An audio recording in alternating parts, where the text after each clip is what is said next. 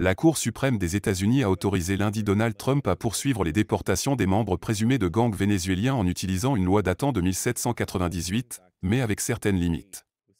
Trump a invoqué la loi sur les ennemis étrangers le 15 mars pour expulser rapidement les membres présumés du gang Tren de Aragua. Historiquement, cette loi n'a été utilisée qu'en temps de guerre, et elle est surtout connue pour avoir servi à l'internement des immigrants japonais, italiens et allemands pendant la Seconde Guerre mondiale.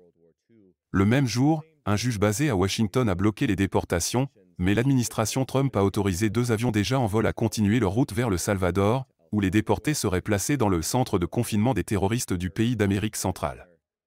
L'administration a soutenu que le juge avait empiété sur l'autorité présidentielle en matière de décision de sécurité nationale.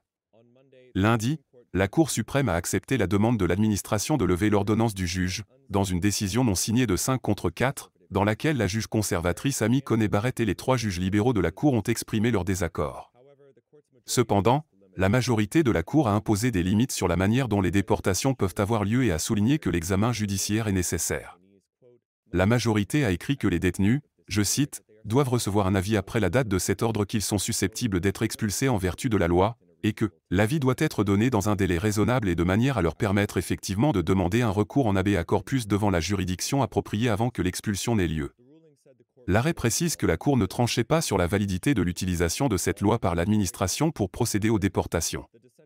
Les juges dissidents, dans un avis rédigé par la juge libérale Sonia Sotomayor, ont critiqué les conclusions douteuses de la majorité dans cette affaire et le fait d'agir après seulement quelques jours de délibération.